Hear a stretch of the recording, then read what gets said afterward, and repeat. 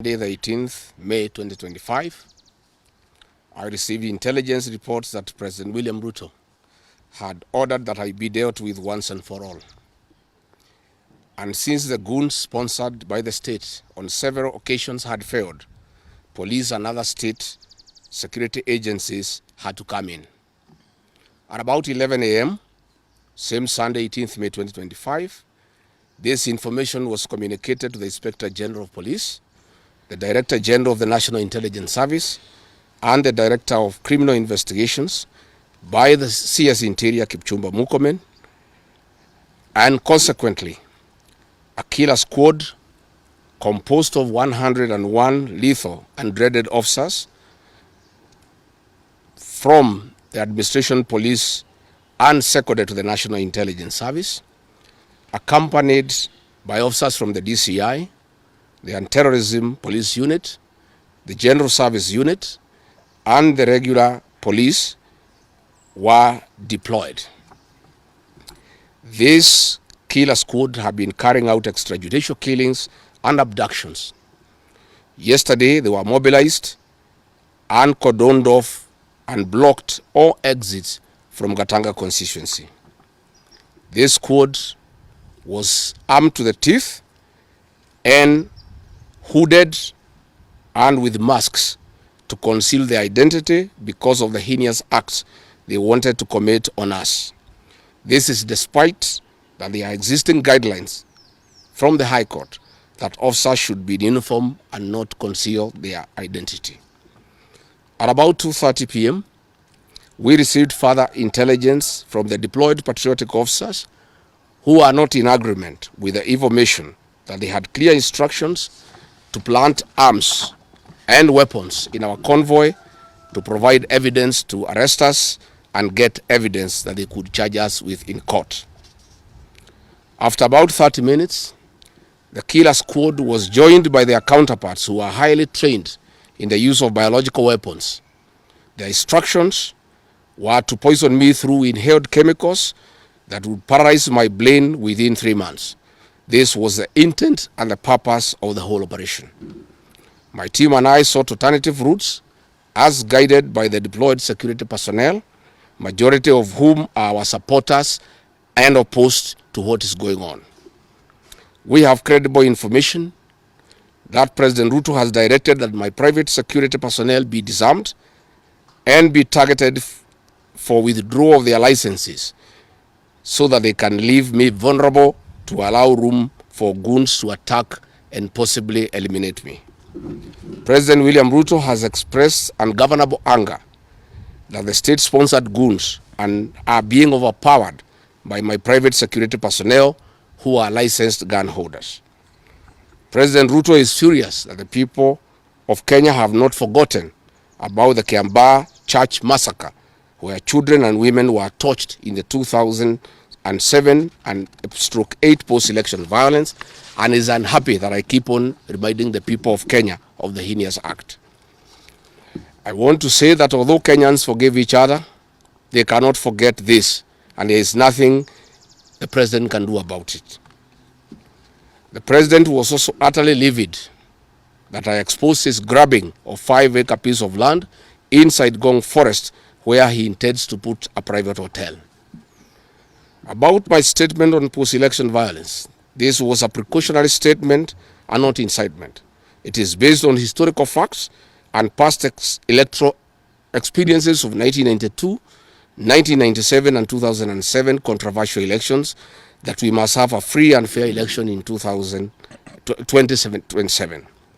It is my civic duty as a leader to remind IEBC, all agencies and institutions charged with election management, that they must deliver free, fair, verifiable, and credible election. I have heard the CS Interior and other pretenders to the throne claim that they will not allow political violence. I urge them to walk the talk. Since November 2024, political violence of great magnitude has been meted on me, my family, and my supporters. Not a single case has been prosecuted. For instance, on 28th November 2024, at a solemn funeral service in Limuru, Kiambu County, I was attacked by organized criminal gangs and a police escort. On 28th December 2024 in Shamata, Nyandarua, an inspector of police flanked by criminal gangs threw tear gas canisters at me. On 23rd March 2025 at ACK St. Peter's Cathedral in Nyeri, my convoy was attacked at a church compound by a known criminal gang under police escort. On 29th March 2025 in Naivasha town, we were attacked by the police. On 6th April 2025 at a church service in Mwik, PCA, hooded goons attacked us inside the church. We dismiss with contempt the loose talk by CS Interior that during the DCP party unveiling, where goons dared to cause chaos were fighting for handouts from us. These were state-sponsored, but fortunately, they were overpowered by security personnel and supporters.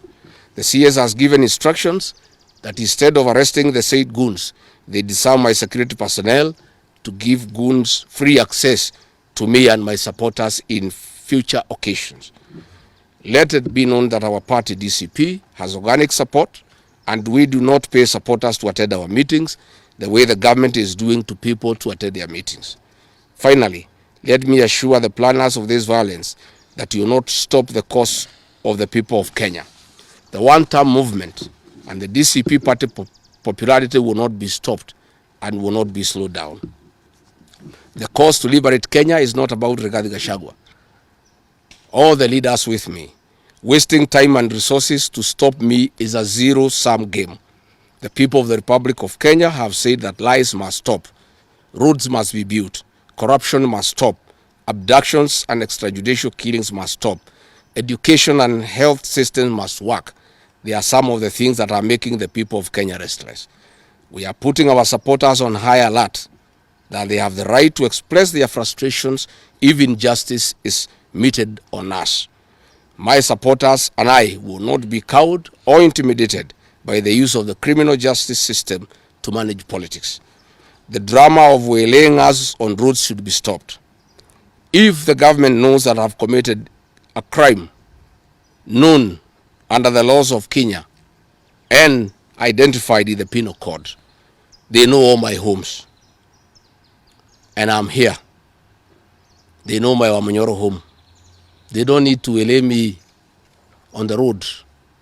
Let them just come here, and if we have committed a crime, they can come and arrest me and take whatever action that they want to take.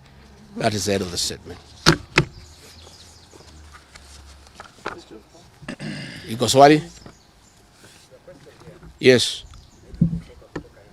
Yes.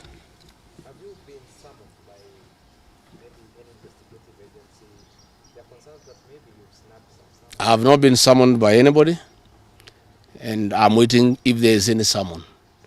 What happened is that they wanted to plant weapons in my convoy, and they wanted to use chemicals so that they can paralyze our brain the way they did to Kenneth Matiba. And that is why we had to take an escape, an alternative route to get here. I would have wished they came here instead of wailing us on the road and using those dreaded criminals who are responsible for abductions and extrajudicial killings. And that squad works under the Director General of the National Intelligence Service. It's 101 officers who are recruited from the administration police, and they have been given special training by the National Intelligence Service, and they are responsible for the abductions and extrajudicial killings. And that is the squad that had been planned yesterday and mobilized so that they can incapacitate me and my people. Yes.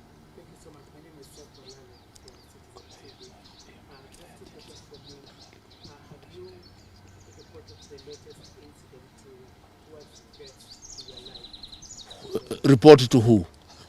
These are the same people who want to kill me. How do you report to the people who are planning to poison your mind so that the brain can be paralyzed and then you become a vegetable?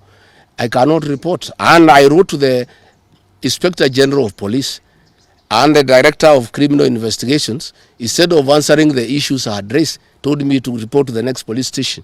Yet all these things have happened under the cover of the police. So it is useless to go and report to the police. That is why I'm talking to the people of Kenya, so that if anything happens to me, President William Ruto must be held accountable. And I want to say, when they hounded me out of office, I pleaded with my supporters to stay calm and express their displeasure by singing. That is no longer going to be the case. And my supporters have blamed me for not allowing them to stand up to intimidation and the wrong things that are being done against their leaders. Therefore, our supporters are on high alert, and they will be part of the leadership and ourselves who will be resisting impunity and intimidation by William Ruto and the government. Oh, yes.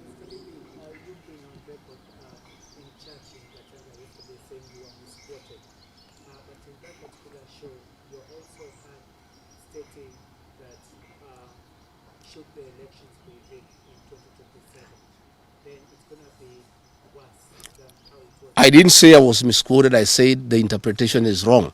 People are not interpreting what I said correctly. Mine is a cautionary statement. And history is very important.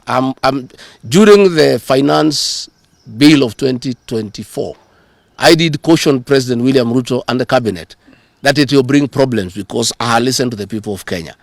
When a member of parliament from Rift Valley says that even if the votes are not enough, they will know how to manufacture them.